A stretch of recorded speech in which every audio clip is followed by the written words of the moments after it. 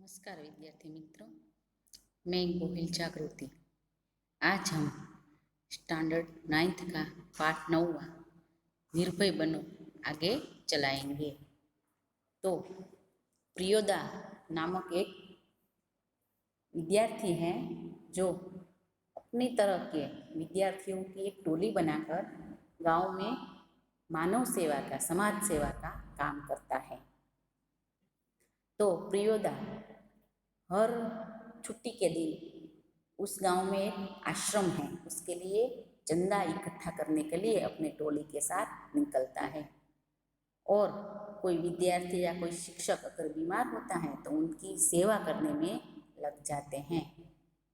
उस प्रियोदा नामक विद्यार्थी अपनी टोली में ऐसे ही लोगों को रखता है जो स्वयं शिस्त जानता हो और बहुत शिष्टाचार से रहता हो। तो उसका एक विद्यार्थी हैं जो उस टोली का सभ्य है, सूर्य नारायण, जो मनमोहन नाम के एक लड़के को प्रियोदा के पास लाता है और कहता है कि इस लड़के को हमारी टोली में शामिल होना है। तो प्रियोदा है वह उसकी कसौटी लेता है, परीक्षा लेता है। तो कहता है कि तैरना जानते हो? तो मनमोहन कहता है जी नहीं। प्रियोदा ने सूर्य नारायण नामक सदस्य से कहा, सूरज मोना तैरना नहीं जानता, सीख जाएगा, एक दिन उठाकर पानी में फेंक दूंगा, खुद तैरने लगेगा। सभी हंसे। सूर्य नारायण पढ़ने में कमजोर है लेकिन शरीर उसका मजबूत है। रोज 100 दंड बैठक करता है। उसके साथी सूरज पहलवान कहते हैं उसको, दल के सदस्यों में तैरना सिखलाना उसी का काम है। सभी की कोई ना कोई विशेषता है। तो उस मनमोहन को तैरना नहीं आता, तो सूर्य नारायण कहता है कि मैं उसे पानी में एक दिन ऐसा फेंकूंगा कि वह खुद ब खुद तैरना सीख जाएगा। सभी टोली के लोग हंसते हैं। जो वह सूर्य नारायण है वह पढ़ने में कमजोर है, पढ़ने में उसकी कोई रुचि नहीं है, लेकिन शरीर का बहुत मजबूत है। रोज 100 दंड बैठक करता है और अपने शरीर को फिट रखता है और दल में सभी सदस्यों को तैरना वही सिखाता है। उस दिन सभी ने नए सदस्य मोना यानी मनमोहन से गीत सुनने की इच्छा प्रकट की। यानी कि प्रियोदा उसकी टोली में जो भी नया सदस्य शामिल होता है उसकी हर तरह से परीक्षा लेता है। उनको तैरना आना चाहिए, गाना आना चाहिए। तो दल के सभी सदस्य कहते हैं कि कोई अच्छा सा गाना सुना दो।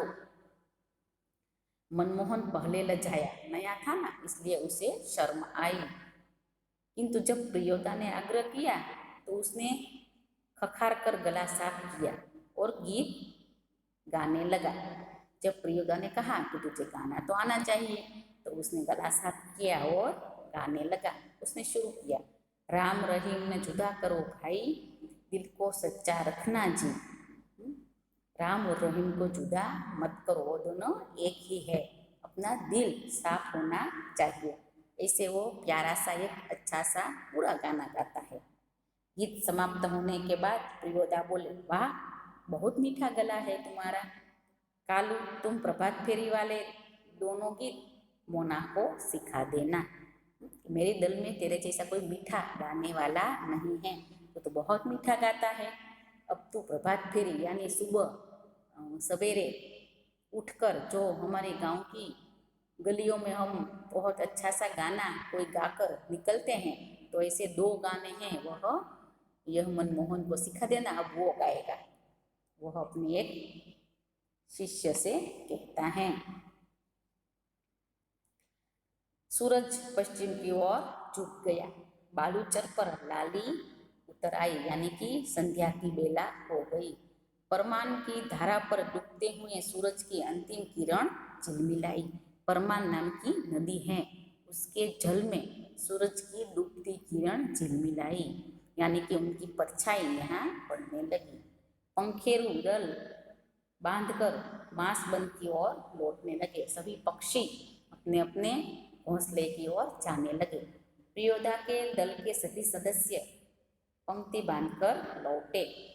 पुल के पास एक गाड़ीवान तन्मय होकर गीत गा रहा था। भोला गरीबक दिन पहिया रथ, भोला गरीबक दिन। पुल है नदी के ऊपर, उसके पास एक गाड़ीवान तन्मय होकर यानी कि अपनी धुन में एक बहुत अच्छा गाना गा रहा था। सूरज ने भी उसी सुर में सुर मिलाकर गाना शुरू किया।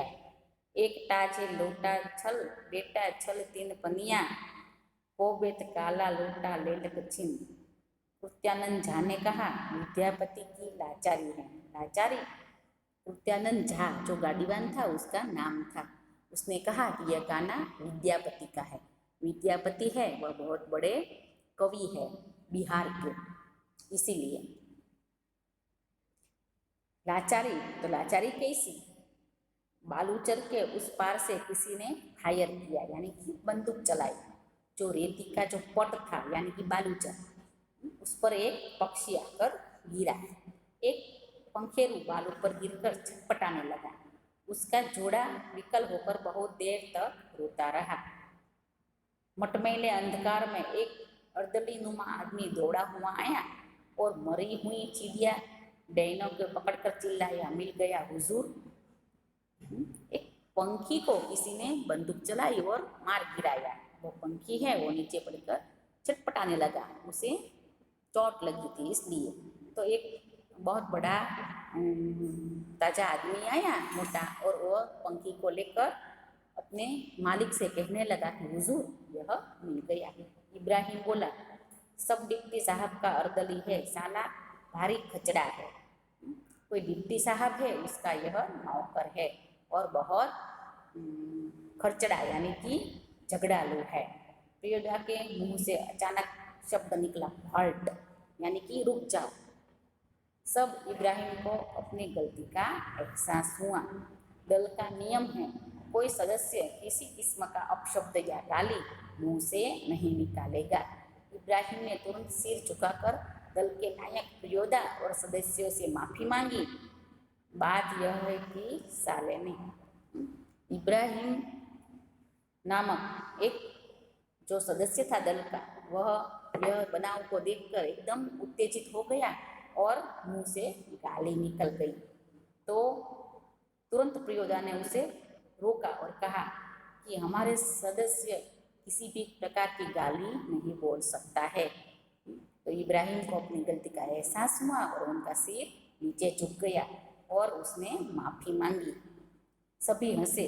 प्रियोदा ने गंभीर होकर कहा, इब्राहिम यह तुम्हारी 8वीं गलती है।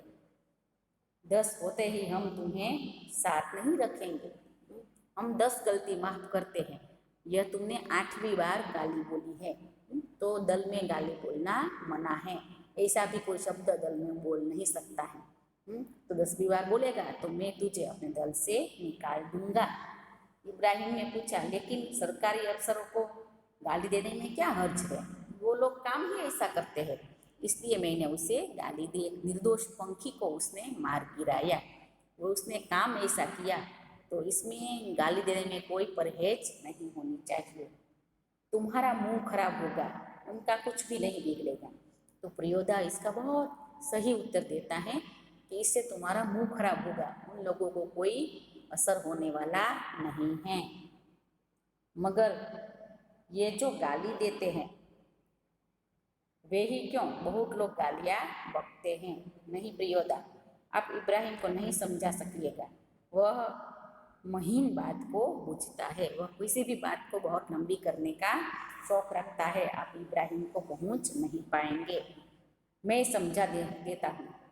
देखो इब्राहिम, यदि क्लब का मेंबर रहना है तो इसके रूल्स को मानना होगा। नियम है कि कोई सदस्य आपस में बातचीत के सिलसिले में भी कोई खराब शब्द नहीं बोलेगा। जानते हो ना?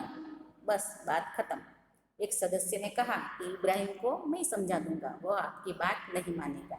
इसलिए उसने इब्राहिम को कहा कि कोई भी शब्द यहाँ तुम बोलोगे घटिया तो तुम्हें यहाँ दल से निकाल दिया जाएगा। वह रूल्स है कि ऐसी गलती करने वाले को दल से बाहर किया जाए।